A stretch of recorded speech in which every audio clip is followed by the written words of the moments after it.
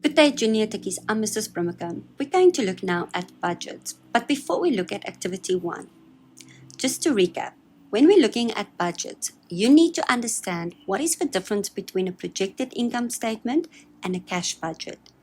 When we're looking at a cash budget, we're looking at cash items only, inflow and outflow of cash. We're looking at what is our expected receipt and payment, our expected deficit or surplus, our expected bank balance. And when we're looking at a projected income statement, we're looking at on a monthly basis, what is our expected income and expected expenses, what is our expected net profit or loss for the month. It's on a monthly basis, not yearly, but monthly. So you need to make sure that you understand what is the difference between the two, because some things or items will go into both and some will only go into a cash budget or only into a projected income statement. Example, if we're looking at we sold a vehicle for cash. When we're selling that vehicle, that cash is our expected receipt that goes into a cash budget. But when we're looking at if we made a profit or a loss on the sale of an asset, that is a non-cash item. It will not appear in your cash budget. It will appear in your projected income statement. So you need to make sure that you understand the difference between the two. Activity 1, Joe Traders. The following information appears in the books of Joe Traders.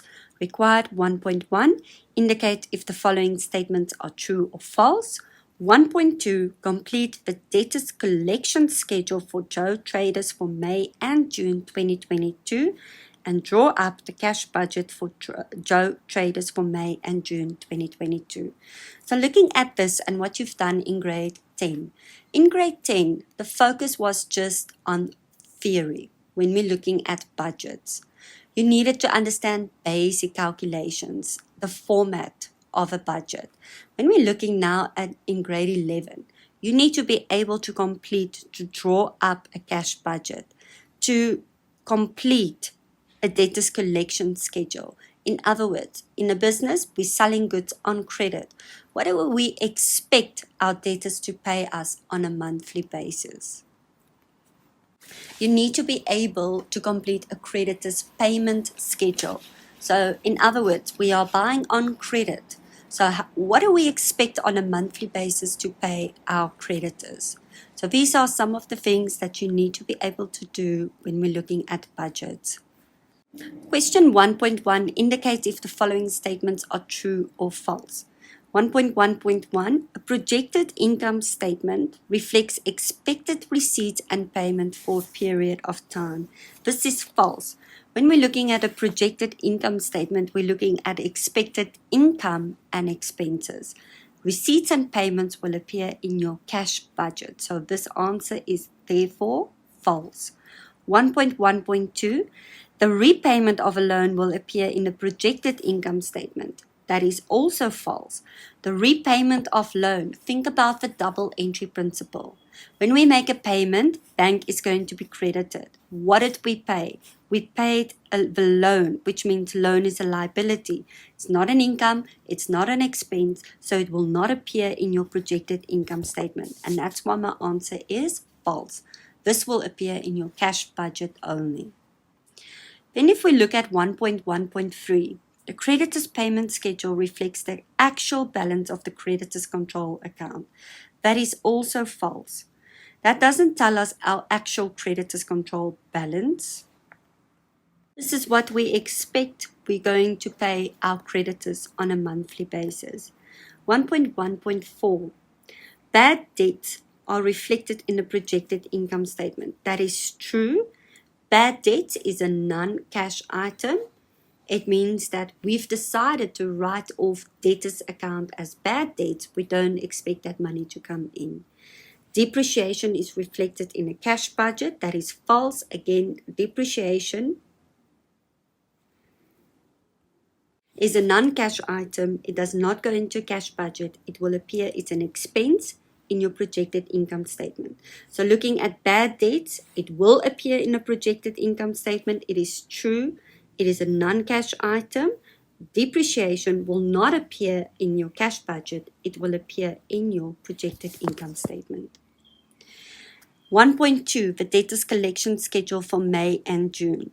So they provided the actual sales and the budgeted sales. So what is the difference between the two? Actual sales is what actually did happen. Budgeted is what we expect to happen. And you will see later on, this is another thing in grade 11 which is expected. You need to be able to look at actual figures and budgeted figures. It's part of internal control to see what is the percentage variance. Is there any variances? Are we under budgeting or over budgeting? What is happening?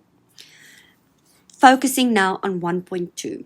So we've got actual and budgeted figures. Credit sales amounts to 65% of the total sales. Remember that sales consist out of cash and credit sales.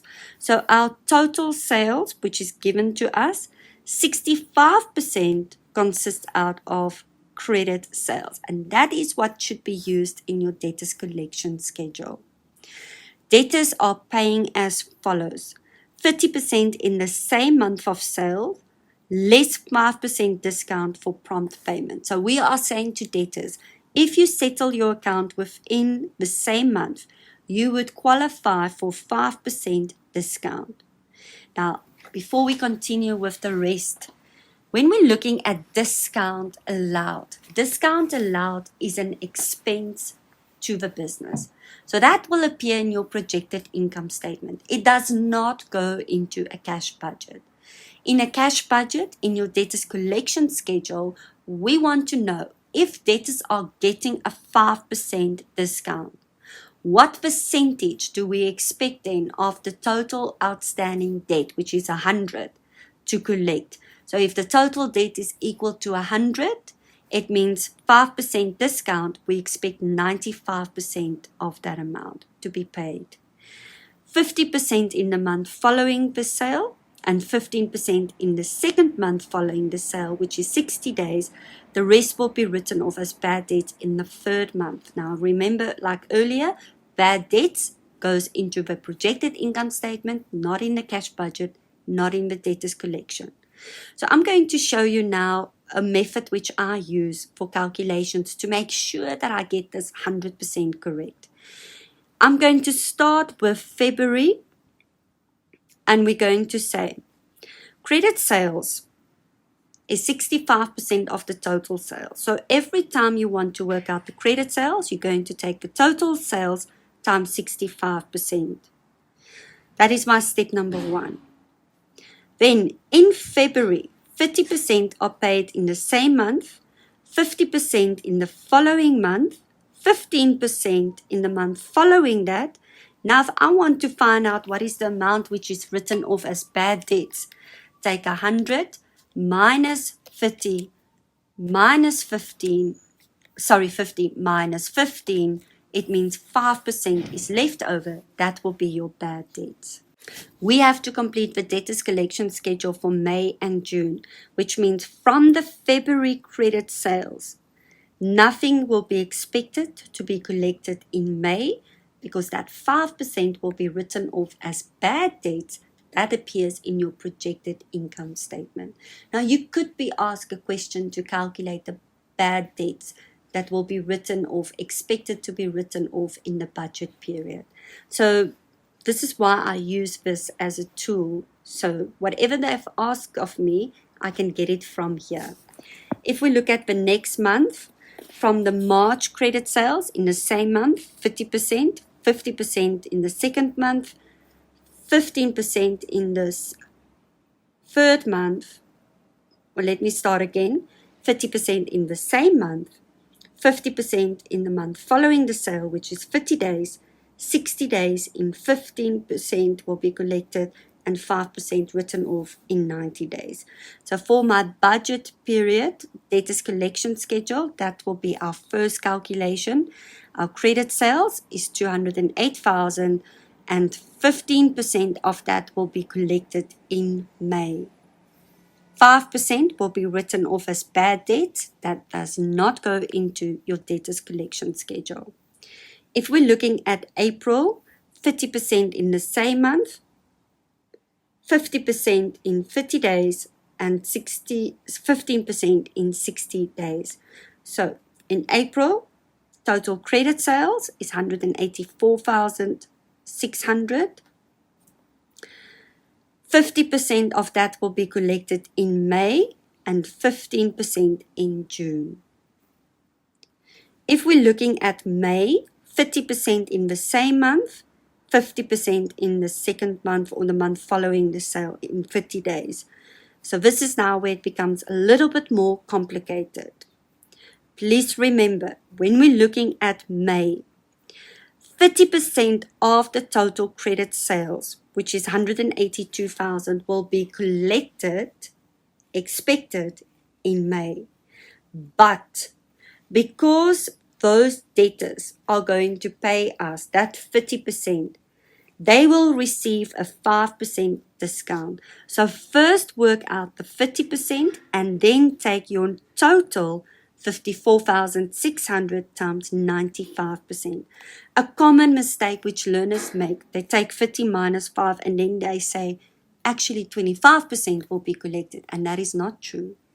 30% will be collected, and of that 5% discount will be given. So we're only going to collect 95% of that amount. Make sure that you understand this. Then for June, we need to calculate 50% of 182,000 from the credit sales in May. When we're looking now at June, in the same month, 50% will be collected. So again, first work out the 50% of the total credit sales and then times that by 95% to get the amount that we expect to collect in the same month.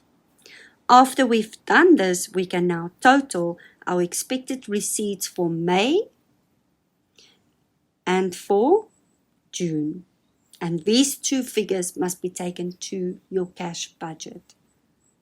So looking at our cash budget now, 1.3, we're going to start with cash sales. Reminder, 65% of the total sales is on credit. So 100 minus 65 means 35% is cash. So to find out our cash sales for May, take 260,000 and times it by 35%. For June, 292,000 times 35%. If we're looking at cash from debtors, make sure that you've used your answers, which you've calculated in your debtors collection schedule. For May, we expect to collect 175,370, and for June, 172,783. If we look at purchases and payment to creditors, goods are sold at a cost price plus 100%. All purchases are on credit. Goods are replaced on a monthly basis.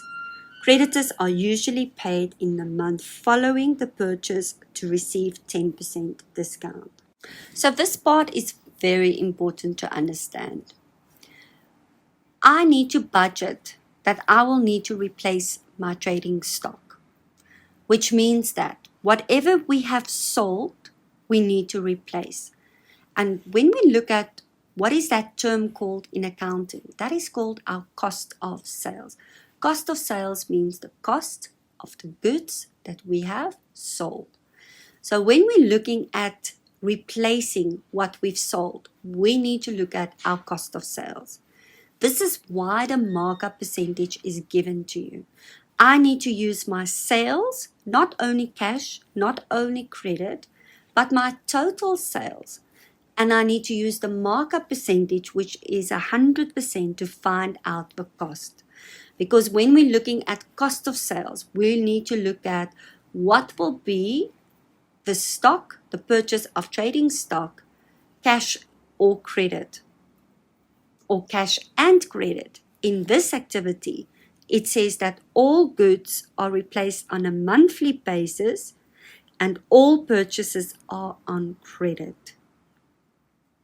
And now what is happening with our payment to our creditors? So they didn't ask you to complete the creditors payment schedule, but this is what it actually comes down to.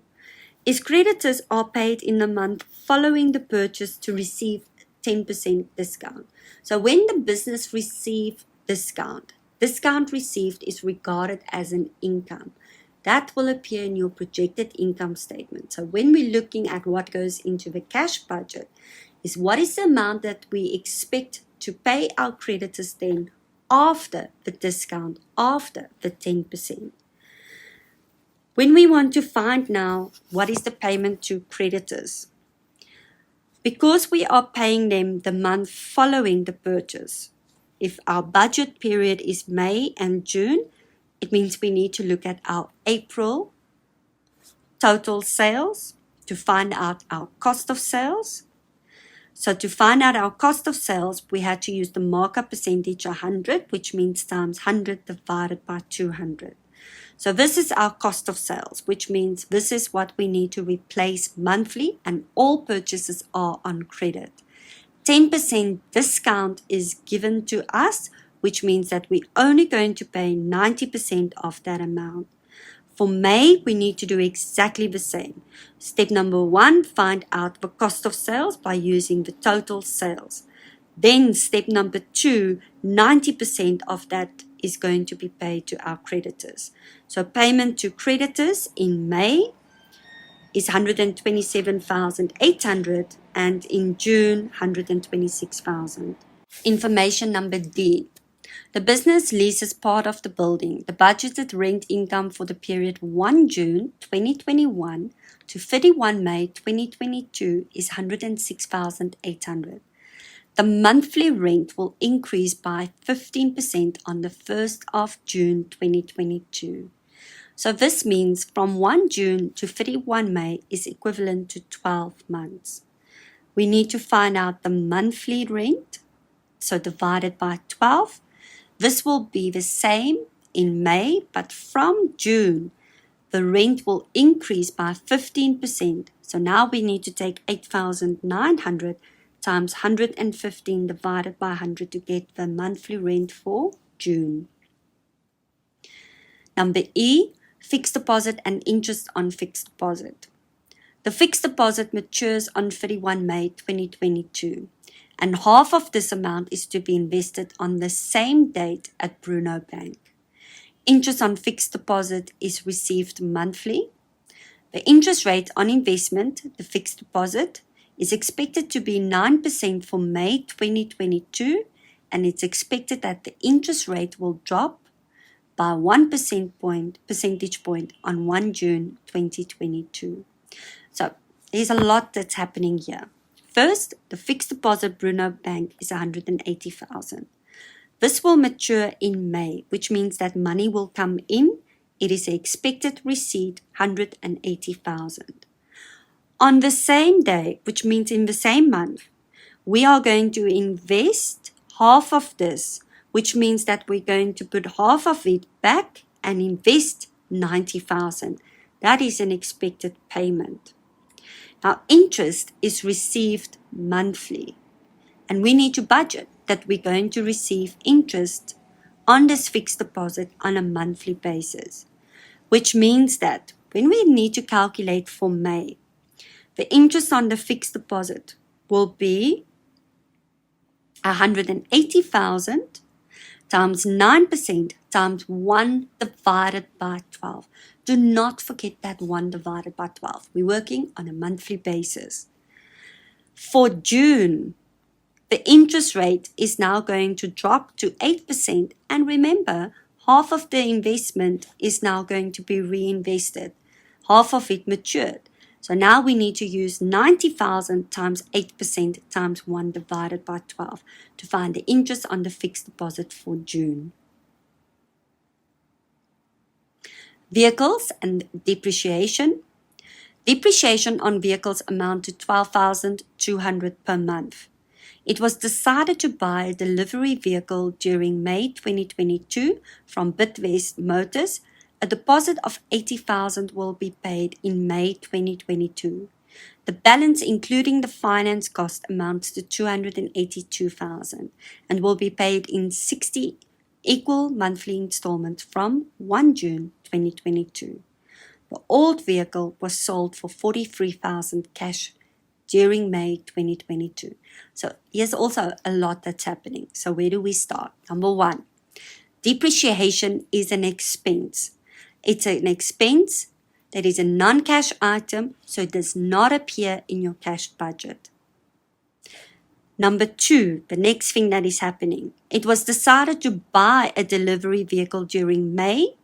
A deposit of 80,000 will be paid, which means expected payment deposit on vehicle is 80,000 in May. The balance, including the finance cost, amounts to 282,000. So that is what is left over, 282,000. And that will be divided into 60 equal installments. So 282,000 divided by 60 means that will be my monthly installment applicable from June, because the payment will be made on the 1st of June. Then the last thing, the third thing that's happening here. The old vehicle was sold for 43,000 cash. That is an expected receipt. So that goes vehicle sold 43,000 under receipts when? During May 2022. Salaries and wages. The wages and salaries are 51,000 per month. An employee took an advance on his salary for May 2022 during April 2022. So this makes it a little bit more complicated.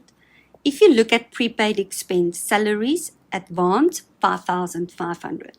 So this is the employee who decided during April that he's taking an advancement on his salary for May, which means that when we work out now our expected monthly expense, it's 51,000 per month. So that will be 51,000 in June. But when we're looking at May, 51,000 minus 5,500 will be my expected salaries and wages for May, because this employee during April took an advancement in his salary. So in our cash budget, we're going to reflect 5,500 less that we need to pay our employees during May due to the employee that took an advancement on his salary. Drawings. The owner will make the following monthly drawings for May 2022. Cash, 10,000 and trading stock at cost, 3,000. So when we're looking at cash budget, we're looking at cash, which means that drawings on a monthly basis will be 10,000. Do not write 13,000. Other operating expenses, May 2022, 28,200 for other operating expenses. It is expected that the operating expenses will increase with 7.5% from June. So this means for May, we're going to have 28,200, and then from June, it will increase by 7.5%, which means we're going to take 28,200 times 107.5 divided by 100 to find the operating expenses for June. Now, if we look at, we've completed all the receipts and all the payments. Our next step. Bank overdraft. This is the balances from the previous month, which means that this will be the closing balance at the end of last month is my opening balance this month. Because it's a bank overdraft, it must be in brackets. Now we can calculate our total receipts for May, total payments, receipts minus payments equals a surplus. Now we can calculate the bank balance at the end of the month. To calculate the balance at the end of the month, it is our surplus minus the bank overdraft. So we still now have a positive, or let me rather say, we now went from a negative to a positive bank balance because we had a surplus.